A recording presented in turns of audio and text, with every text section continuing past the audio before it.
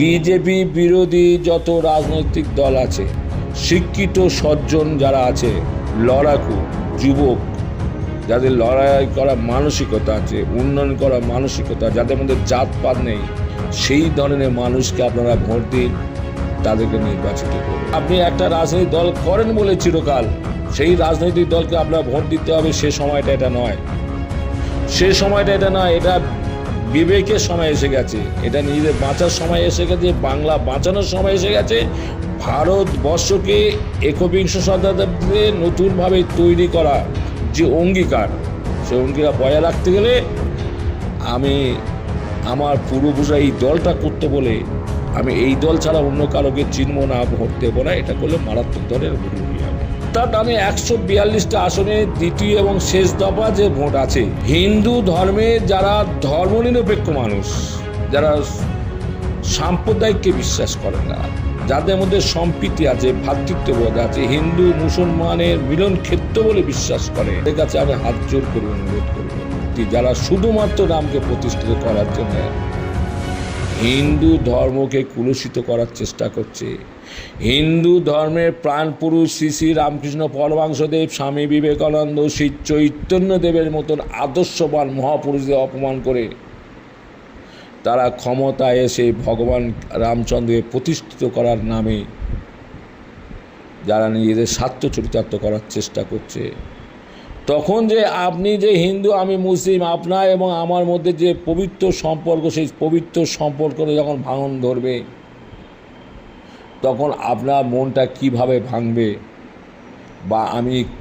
কি অবস্থায় আপনাকে ছেড়ে থাকতে পারবো। দেখুন, আমি প্রায় 44-45 বছর আমি রাজনীতি করছি, 1984 সাল থেকে। একটু হলেও ভোটের স্টিমটা আমি বুঝি। কবি সুমন আজ বেঁচে আছেন। কবি সুমন যখন ভোটে দাঁড়িয়েছে 2009 সালে, ভোটের আগের দিন রাতে কবি সুমন হতাশ হয়ে পড়েছে। আমি কবি সুমনকে বলেছিলাম যে দাদা, আপনি নিশ্চিন্তে থাকুন, আপনি 50,000 ভোটে জিতবেন। এই সাহসী, এই দৃঢ়তা সঙ্গে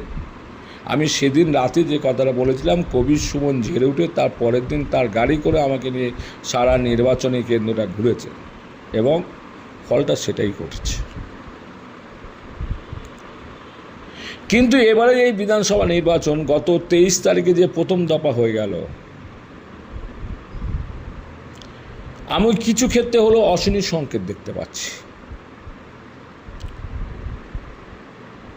কারণ ভোট কাটাকাটিতে বিশেষ করে হুমায়ুন কবিরের সেই ভাষা, আমরা 70% হলে 30%, এই ভাষাটার ওপর কেন্দ্র করে ওখানে এক শ্রেণীর মানুষের মনে যে আঘাত দেওয়া হয়েছিল, তার ফলস্বরূপ আর মুসলিম ভোট ওখানে 3 ভাগ এবং 4 ভাগ হয়ে যাওয়ার জন্যে কিছু কিছু এলাকায়তে 35-40% হিন্দু ভোট, অর্থাৎ অমুসলিম ভোট একত্রিত হওয়া বেশি সম্ভাবনা দেখা দিয়েছে। অর্থাৎ টিভি চ্যানেলে বক্তব্যের মধ্যে যতই যে রাজনৈতিক দল বলুক না কেন, আমরা 100 পেয়ে গেছি, আমরা 115-20টা পেয়ে গেছি 152-এর মধ্যে, এদের মুখের ফেস বলে দিচ্ছে না। মানুষের মুখে একটা ফেস থাকে, কারণ আল্লাহ পাক মানুষের মুখের মধ্যে তার সত্য এবং মিথ্যাটাকে তুলে ধরেন, যেটাকে নূর বলা হয়। অর্থাৎ এই সকল রাজনৈতিক নেতাদের মুখে কোনো নূর নেই, নূরটাকে নষ্ট করে ফেলেছে। ফলে ফেস থেকে বোঝা যাচ্ছে যে 152টা আসনে কুচক্রীদের চোখের পাতা বড্ড বেশি লাফাচ্ছে। অর্থাৎ আমি 142টা আসনে দ্বিতীয় এবং শেষ দফা যে ভোট আছে, হিন্দু ধর্মে যারা ধর্মনিরপেক্ষ মানুষ, যারা আপনারা কুচক্রীকে বিশ্বাস করেন না, যারা সাম্প্রদায়িককে বিশ্বাস করেন না, যাদের মধ্যে সম্প্রীতি আছে, ভ্রাতৃত্ববোধ আছে, হিন্দু মুসলমানের মিলন ক্ষেত্র বলে বিশ্বাস করেন, তাদের কাছে আমি হাত জোর করে অনুরোধ করব, দোহাই, পাড়ায় যখন আগুন লাগবে সেখানে মন্দির থাকুক আর মন্দির থাকুক,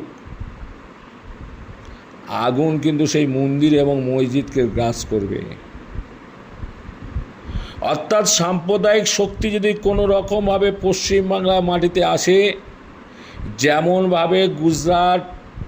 উত্তরপ্রদেশ সহ বিভিন্ন বিজেপি রাজ্যে হিন্দু মন্দিরগুলো ভাঙা হচ্ছে, একটা বাবরি মসজিদ ভেঙেছে, এটা বড় কথা নয়।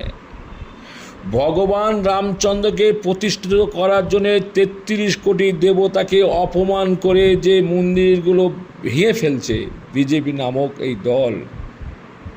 সাম্প্রদায়িক শক্তি। আগামী দিনে বারুইপুরে 51 দুর্গা হোক, গড়িয়ায় নবদুর্গা হোক, উদয়ন সঙ্গে দুর্গা উৎসব হোক, কলেজ স্ট্রিট, আমার স্ট্রিট, লেবুতলা যে শ্যামা পূজা উৎসব হয়, যা ভারতবর্ষ শুধু নয় পৃথিবীর বিভিন্ন প্রান্ত থেকে মানুষ দেখতে আসে, বা ভদ্রেশ্বরে যে জগদ্ধাত্রী পুজো হয়, 100-150 ফুট উচ্চতার জগদ্ধাত্রী দেবীর মূর্তি।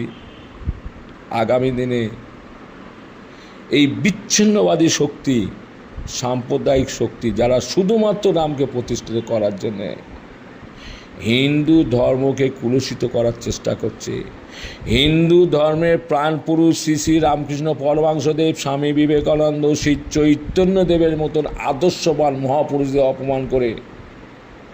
তারা ক্ষমতায় এসে ভগবান রামচন্দ্রকে প্রতিষ্ঠিত করার নামে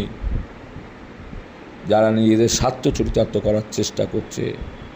তখন যে আপনি যে হিন্দু আমি মুসলিম, আপনার এবং আমার মধ্যে যে পবিত্র সম্পর্ক, সেই পবিত্র সম্পর্কটা যখন ভাঙন ধরবে, তখন আপনার মনটা কিভাবে ভাঙবে, বা আমি